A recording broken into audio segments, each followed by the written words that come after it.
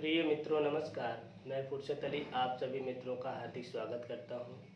मित्रों, UP board कक्षा 10 विषय संस्कृत कथा नाटक कौमुदी भाग में यौतुकः नामक पाठ संचय एक है ना, यौतुकः पाप संचय। यौतुकः पाप संचय नामक पाठ के आधार पर सुमेधा का चरित्र चित्रण बताने के पश्चात आज मैं आप लोगों के समक्ष रमानाथ का चरित्र चित्रण लेकर के प्रस्तुत हुआ हूँ, जो कि यह पुरुष पात्रों में पहला चरित्र चित्रण आज मैं आप लोगों को बताने वाला हूँ।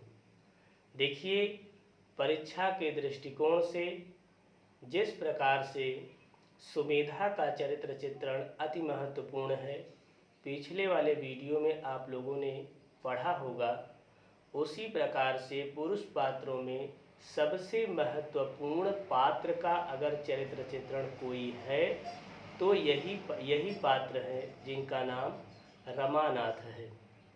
आइए रमानाथ का चरित्र चित्रण पढ़ते हैं। और आप लोगों को यह भी बता दूं कि विगत कई वर्षों के पेपर में यौतुकः पाप संचयः नामक पाठ के आधार पर 3 चरित्र चित्रणों को अधिक बार पूछा गया है, जिसमें पहले चरित्र चित्रण या पहले परिचय के रूप में या पात्र परिचय के रूप में अगर पहला कोई है तो सुमेधा का चरित्र चित्रण, और दूसरे नंबर पर अगर मान लीजिए सुमेधा का चरित्र चित्रण नहीं आया तो रमानाथ का चरित्र चित्रण आता है, और सुमेधा रमानाथ का चरित्र चित्रण नहीं आया तो रंभा का चरित्र चित्रण आता ही है। इसलिए दूसरा चरित्र चित्रण रमानाथ का चरित्र चित्रण मैं आप लोगों के समक्ष रखता हूं। आप लोग इसे अच्छी तरह से पढ़िए। और 4 नंबर का प्रश्न भी आता है। तो देखिए, पहला इसका हेडिंग पड़ेगा परिचय। परिचय में आपको क्या लिखना है? प्रस्तुत नाट्यांश के पुरुष पात्रों में रमानाथ का प्रमुख स्थान है। विनय उसका मित्र है, जिसकी पुत्री का विवाह रमानाथ के ज्येष्ठ पुत्र के साथ हुआ है। आपको पता है कि रमानाथ और विनय दोनों आपस में घनिष्ठ मित्र थे, और यही मित्रता धीरे धीरे रिश्तेदारी में परिवर्तित हो जाती है। और विनय की पुत्री जो सुमेधा थी वह रमानाथ के पुत्र की पत्नी बन जाती है, अर्थात रमानाथ की जो है कि सुमेधा पुत्रवधू हो जाती है। ये कहानी है। तो देखिए, वही बताया जा रहा है कि प्रस्तुत नाट्यांश के पुरुष पात्रों में रमानाथ का प्रमुख स्थान है। विनय उसका मित्र है, जिसकी पुत्री का विवाह रमानाथ के ज्येष्ठ पुत्र के साथ हुआ है। ठीक। दूसरे पुत्र के विवाह में अत्यधिक दहेज प्राप्त हो जाने के कारण रमानाथ की धन लोलुपता बढ़ जाती है। रमानाथ के 2 पुत्र हैं। पहले पुत्र का विवाह सुमेधा से हुआ है, और जब दूसरे पुत्र का विवाह होता है तो दहेज में ढेर सारा धन मिलता है, जिसके कारण उसकी धन की जो लालच थी वो बढ़ जाती है, और वह अपने मित्र विनय का दहेज न दे पाने के कारण अपमान करता है।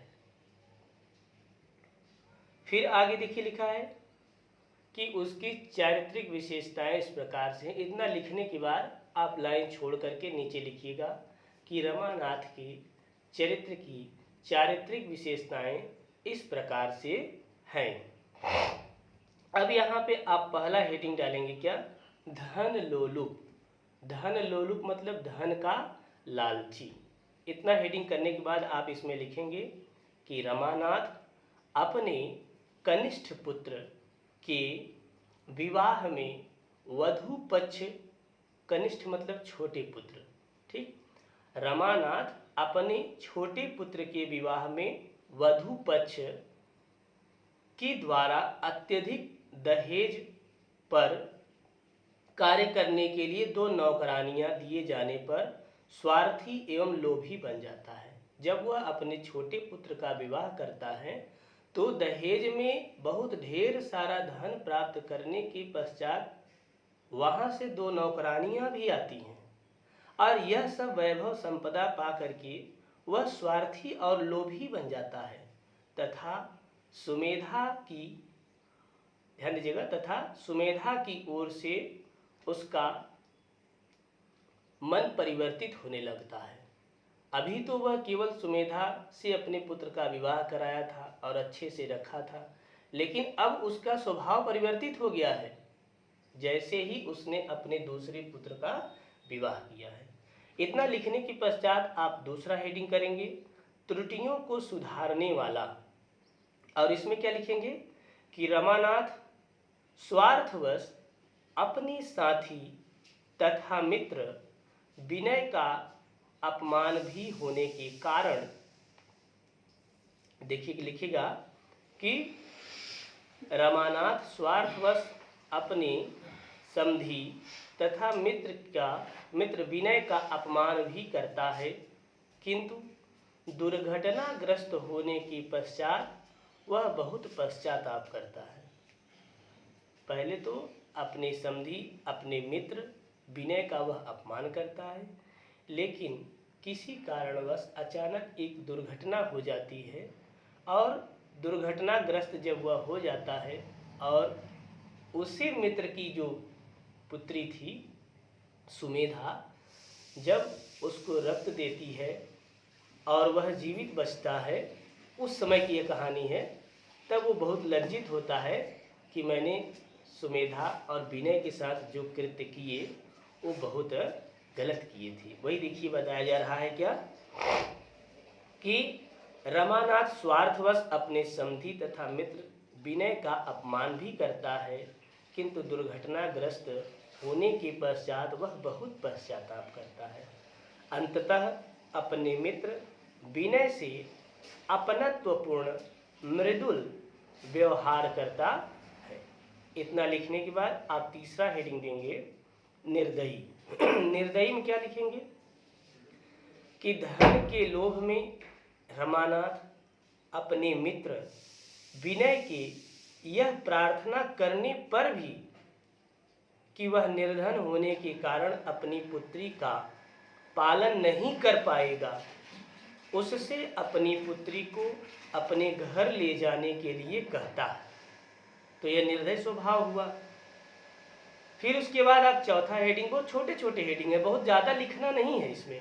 4 नंबर का प्रश्न है, कुल मिला जुला करके 1.5 पेज 2 पेज अगर आप लिख देंगे अच्छे से राइटिंग के साथ में तो आपको संपूर्ण नंबर मिल जाएगा। अब देखिए चौथा हेडिंग जब आप लिखेंगे तो उसमें लिखेंगे क्या कि गुणग्राही तथा शांति का इच्छुक। कौन? रमानाथ। रमानाथ गुणग्राही है, गुणों को ग्रहण करने वाला है। वह सुमेधा के गुणों को पहचान कर उसका आदर भी करता है। घर की शांति बनाए रखने के लिए ही सुमेधा का अपमान करने वाली अपनी पत्नी रंभा को वह कुछ नहीं कहता। वह सुमेधा को अपमान अत्याचार से सुरक्षित रखने के लिए ही अपने पुत्र के लौट आने तक सुमेधा को उसके पिता के घर पहुंचाना चाहता है। कौन? रमानाथ। इतना लिखने के बाद अब आप अंतिम हेडिंग लिखेंगे परिवर्तित विचार वाला। अब देखिए उसके विचार जो हैं परिवर्तित हो रहे हैं। अब आप उसमें क्या लिखेंगे? किसी समय रमानाथ धन को ही सब कुछ समझता है और उसके सामने मानवीय गुणों, शील, सुसंस्कारिता, सुसभ्यता को तुच्छ, किंतु कालांतर में उसकी विचारधारा में परिवर्तित हो जाता है। पहले तो यही सब समझता था, लेकिन बाद में उसकी विचारधारा क्या हुई? परिवर्तित हो गई। अब परिणाम यह निकला कि वह किसी समय, ध्यान दीजिएगा, परिवर्तन जब उसका हो जाता है तब वह मानवीय गुणों को ही श्रेष्ठ मानने लगता है। उसकी अपनी सिर आंखों पर बिठा लेता है। आप लास्ट में एक और हेडिंग लिखेंगे निष्कर्ष, और निष्कर्ष में लिख देंगे कि निष्कर्षतः या परिणाम स्वरूप यह कहा जा सकता है कि रमानाथ जहाँ निर्दयी, धन लोलुप इत्यादि दुर्गुणों का वाहक है, वहीं वह गुणग्राही और त्रुटियों में सुधार करने वाला भी है। विचारशीलता से वह इन दुर्गुणों से मुक्त हो जाता है, फिर भी पश्चाताप भी करता है। यही नहीं, पश्चाताप भी करता है। अंततः वह समझ लेता है कि दहेज रूपी धन पाप का संग्रह होता है। मित्रों, यह यौतुकः नामक पाठ संचय नामक पाठ आपके यूपी बोर्ड कक्षा 10 संस्कृत विषय में भाग 3 कथा नाटक कौमुदी शीर्षक के अंतर्गत था, और सुमेधा का चरित्र चित्रण आप अच्छी तरह से पढ़ लेंगे इस पाठ के आधार पर। अगर वह परीक्षा में नहीं आता है तो निश्चित है इस पाठ से अगर पूछेगा तो रमानाथ का चरित्र चित्रण पूछेगा ही। आप इन दोनों पाठों को, इन दोनों पाठ की इस पाठ की दोनों चित्रणों को अच्छी तरह से तैयार कर लीजिए। इस पाठ का अंतिम जो चरित्र चित्रण मैं आप लोगों को बताऊंगा अगली वीडियो में, उस पात्र का नाम है रंभा। यह भी परीक्षा में आया है, लेकिन रमानाथ और सुमेधा से कम आया है, इसलिए इसको भी बताने का मैं प्रयास करूंगा। तो मित्रों, आप सभी को आज के इस वीडियो के लिए